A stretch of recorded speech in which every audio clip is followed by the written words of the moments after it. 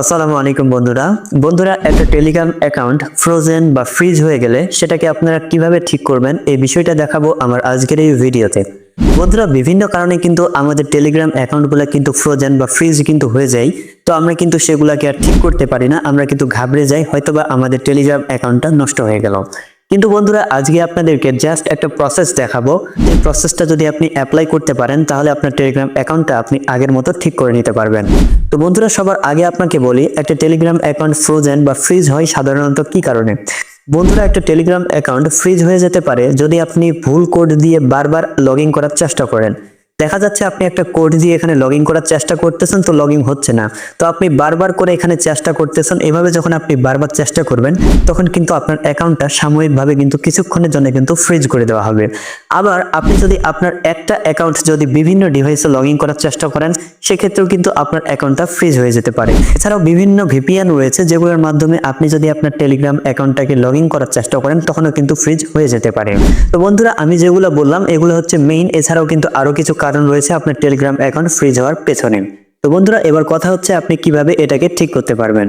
তো বন্ধুরা, আপনি যদি আপনার ফ্রিজ হয়ে যাওয়ার টেলিগ্রাম অ্যাকাউন্টটাকে ঠিক করতে চান তাহলে সবার প্রথমে আপনাকে চলে যেতে হবে আপনার ফোনে যে গুগল প্লে স্টোর রয়েছে সেখানে। তো গুগল প্লে স্টোরে চলে আসার পর এবার এখান থেকে বন্ধুরা আপনাকে চলে যেতে হবে সার্চ বারে। তো বন্ধুরা, সার্চ বারে আসার পর এবার এখান থেকে বন্ধুরা আপনাকে লিখে সার্চ করতে হবে টেলিগ্রাম। বন্ধুরা, এখান থেকে আপনারা হচ্ছে টেলিগ্রাম লিখে এখান থেকে সার্চ করে দিবেন। তো বন্ধুরা, সার্চ করার সাথে সাথে আপনার সামনে এই যে টেলিগ্রাম অ্যাপসটা চলে আসবে। তো এবার এখান থেকে আপনি কি করবেন, টেলিগ্রাম অ্যাপসটা পেয়ে যাওয়ার পর এবার এখান থেকে আপনি স্ক্রল করে একটু নিচের দিকে আসবেন। তো নিচের দিকে আসার পর বন্ধুরা এবার এখান থেকে আপনি একটা অপশন পেয়ে যাবেন। এই যে অপশনটাকে দেখতে পারতেছেন, অ্যাপ সাপোর্ট। তো অ্যাপ সাপোর্টের ডান দিকেই আপনি এখান থেকে এই যে একটা এরকম অপশন দেখতে পারতেছেন এখান থেকে। তো আপনি কি করবেন, এই যে অপশনটা রয়েছে এটার উপর এখান থেকে ক্লিক করবেন।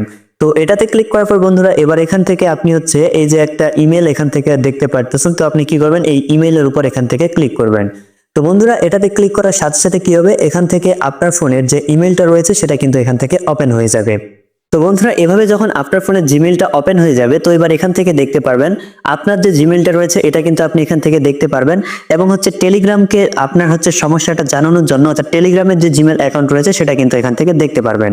তো বন্ধুরা, এবার এখান থেকে আপনাকে কি করতে হবে, এখান থেকে আপনাকে একটা ছোট্ট ইমেল লিখতে হবে। ইমেল লেখার পর এখান থেকে টেলিগ্রামের যে অফিস রয়েছে সেখানে পাঠাতে হবে, যাতে বুঝতে পারে যে আপনার টেলিগ্রাম অ্যাকাউন্টটার সমস্যা হয়েছে এবং তারা দেখে আপনার টেলিগ্রাম অ্যাকাউন্টটাকে ঠিক করে দেয়।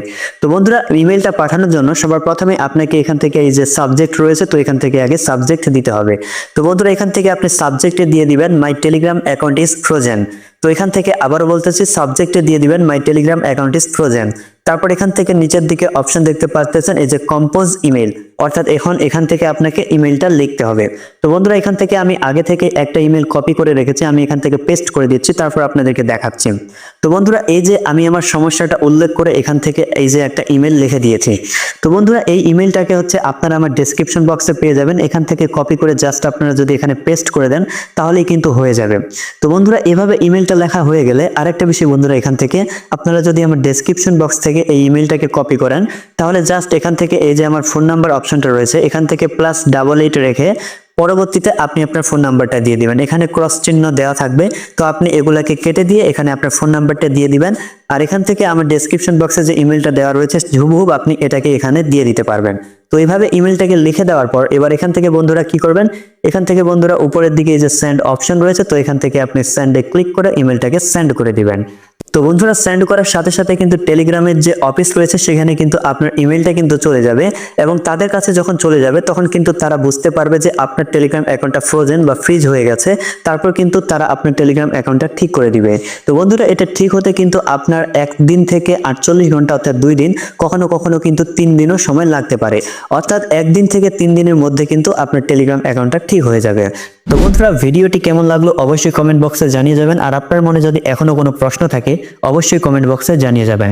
তো বন্ধুরা, এরকম আরো উপকারী ভিডিওগুলো সবার আগে পেতে চ্যানেলটিকে সাবস্ক্রাইব করে পাশে থাকা বেল বাটনটিতে ক্লিক করে অল করে দিন। তো বন্ধুরা, এতক্ষণ পর্যন্ত সাথে থাকার জন্য ধন্যবাদ। দেখা হবে সামনে আবারও নতুন কোনো ভিডিও নিয়ে। খোদা হাফেজ।